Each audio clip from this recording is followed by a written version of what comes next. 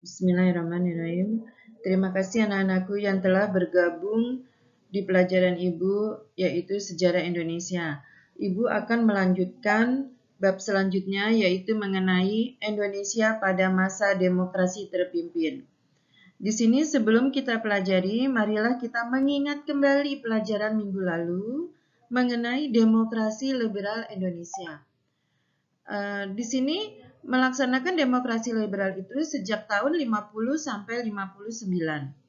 Kabinetnya itu pada demokrasi liberal yaitu yang silih berganti membuat program kerja setiap kabinet itu tidak bisa dijalankan sebagaimana mestinya. Nah, karena di sini partai-partai politik dalam setiap kabinet itu saling bersaing dan saling menjatuhkan. Maksudnya itu dari setiap kabinet itu saling mementingkan kepentingan dirinya sendiri atau kepentingan partai. Slide selanjutnya, kalian lihat bisa di sini gambar pada masa demokrasi terpimpin. Ini gambarnya keadaan Indonesia pada masa demokrasi terpimpin, ya. Slide selanjutnya dilihat. Di sini latar belakang demokrasi terpimpin. Upaya Indonesia untuk menuju demokrasi terpimpin telah dirintis oleh Presiden Soekarno. Sebelum dikeluarkannya dekret Presiden tanggal 5 Juli tahun 59, langkah pertamanya yaitu pada tanggal 6 Mei 1957, Presiden Soekarno membentuk Dewan Nasional sebagai langkah pertama untuk mewujudkan konsepsi presiden.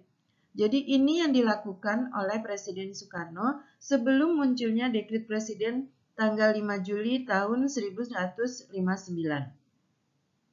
Dilihat lagi di sini sebetulnya yang tadi membentuk Dewan Nasional ini adalah atas usulan tertulis dari Kepala Staf Angkatan Darat Mayor Jenderal A.H. Nasution kepada Presiden Soekarno. Kalian tahu Jenderal A.H. Nasution yaitu yang lolos dari penculikan dan pembunuhan oleh PKI. Nah, di sini A.H. Nasution itu bicara mengenai berlakunya kembali Undang-Undang Dasar tahun 1945. Karena mungkin dilihat oleh A.H. Nasution di situ keadaan ekonomi maupun politik Indonesia itu tidak lebih baik setelah adanya Undang-Undang Dasar 45. Makanya di sini A.H. Nasution bicara harus kembali kepada Undang-Undang Dasar tahun 1945. Nah, sebagai landasan demokrasi terpimpin, usulan Nasution itu sebetulnya kurang didukung oleh wakil-wakil partai yang ada di Dewan Nasional yang cenderung mempertahankan Undang-Undang Dasar sementara tahun 50. Tapi kalian lihat di sini, tadi kan udah bicarakan ini asal usul dari A.H. Nasution. Tidak tahunya di situ wakil-wakil dari partai yang lain tidak setuju dengan usul dari Nasution. Mereka hanya ingin mempertahankan Undang-Undang Dasar sementara tahun 1950. Slide selanjutnya. Di sini kalian bisa nanti buka di sini mengenai film Demokrasi Terpimpin, nanti kalian bisa lihat sendiri. Ya, slide selanjutnya.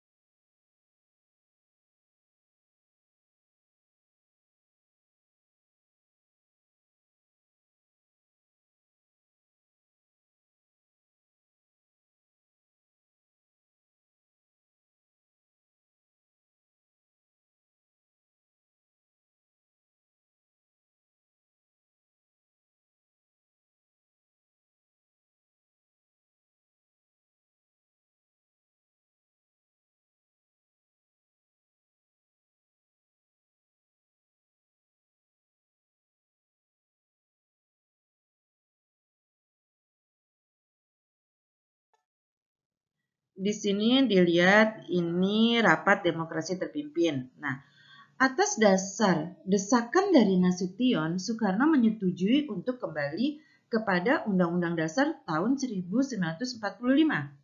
Presiden Soekarno di sini mengeluarkan suatu keputusan pada tanggal 19 Februari tentang pelaksanaan demokrasi terpimpin.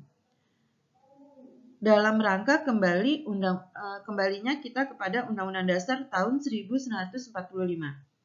Keputusan ini kemudian disampaikan Soekarno di hadapan rapat anggota DPR pada tanggal 2 Maret 1959. Kalian bisa lihat ini gambarnya Presiden Soekarno memimpin rapat pada demokrasi terpimpin.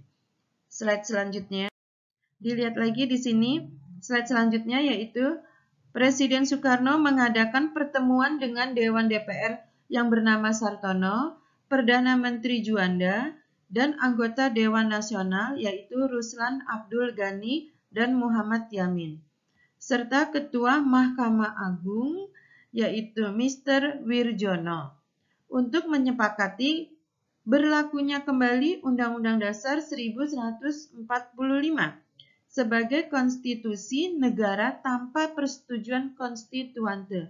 Jadi mereka semua ini mengadakan rapat dengan orang-orang terpilih, dengan tokoh-tokoh masyarakat, ya.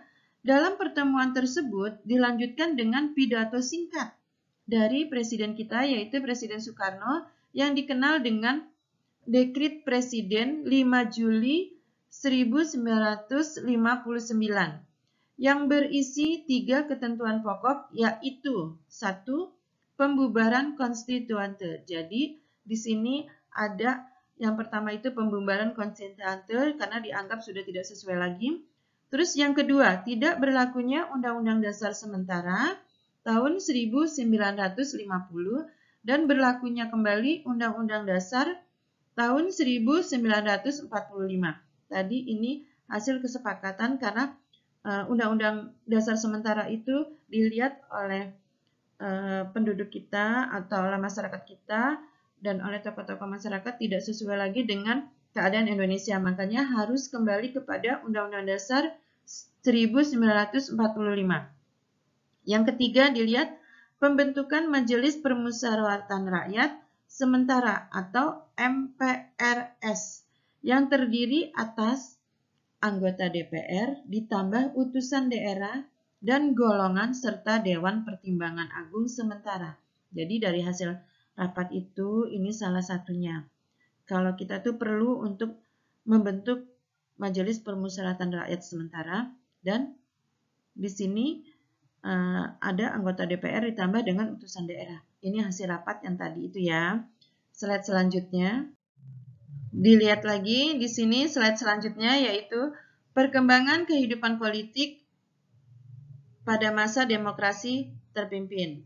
Dasar diterapkannya sistem demokrasi terpimpin di sini dilihat dengan berlakunya kembali Undang-Undang Dasar 45, Presiden tidak lagi hanya sebagai kepala negara seperti pada masa demokrasi liberal. Tetapi di demokrasi terpimpin itu presiden juga sebagai kepala pemerintahan. Jadi dia memegang 2 jabatan. Ya, ingat. Terus di sini MPR sementara merumuskan kedudukan presiden sebagai berikut. 1. Presiden sebagai kepala negara dan kepala pemerintahan. Ini hasil rapat tadi. Jadi mempunyai 2 kekuasaan. Terus presiden tidak bertanggung jawab kepada parlemen. Jadi presiden nggak punya tanggung jawab kepada DPR. Dan yang ketiga dilihat lagi, presiden tunduk dan bertanggung jawab kepada MPR sebagai pelaksana tertinggi kedudukan rakyat. Ini sudah jelas. Dan selanjutnya, ciri-ciri demokrasi terpimpin. Ciri-ciri demokrasi terpimpin penting dipahami karena sempat diterapkannya dalam demokrasi Indonesia. Maksudnya dalam pemerintahan Indonesia ya. Pada periode tahun 1959 sampai 1965 ini demokrasi terpimpin. Indonesia sempat menjalankan sistem demokrasi terpimpin yang sebelumnya mengenai demokrasi liberal. Slide selanjutnya. Dilihat, di sini bentuk-bentuk penyimpangan pada masa demokrasi terpimpin. Ini Ibu rangkum sebetulnya banyak, cuman Ibu hanya memberikan di sini 6. Yang pertama itu penyimpangan terhadap kekuasaan presiden. Karena presiden mempunyai kekuasaan 2, otomatis presiden itu berkuasa dalam segala hal. Terus yang kedua, kejanggalan pada pembentukan MPRS. Bisa jadi di sini disebutkan kenapa kejanggalan pada pembentukan MPRS. Dari anggota-anggotanya ya, dilihat lagi. Presiden membubarkan DPR hasil pemilu tahun 1955. Jadi presiden itu membubarkan DPR hasil pemilu, kan seharusnya tidak boleh. Jadi di sini sudah melakukan penyimpangan ya presiden. Dilihat lagi yang nomor 4. Pembentukan DPAS. Dewan Pertimbangan Agung Sementara. Sebetulnya kan nggak boleh, tapi presiden ini membentuk ini. Jadi, atau ini kejanggalan yang dilakukan pada masa demokrasi terpimpin. Terus yang kelima, keterlibatannya PKI dalam upaya memperluas ajaran Nasakom. Nah, di dalam demokrasi terpimpin, nggak taunya ada beberapa anggota PKI yang berusaha untuk memperluas ajaran Nasakom. Nah, yang keenam, pembentukan kabinet kerja. Di sini ada kabinet kerja, ya, ketua Majelis Permusyawaratan Rakyat dan ketua Dewan Perwakilan Rakyat gotong royong diangkat sebagai menteri. Nih, dari pembentukan kabinet nggak taunya ketua MPR dengan Dewan Perwakilan Rakyat itu diangkat sebagai menteri, kan sebetulnya tidak boleh. Ya, slide selanjutnya. Ya, terima kasih kepada siswa-siswa yang telah belajar demokrasi terpimpin yang disampaikan oleh Ibu. Semoga bermanfaat.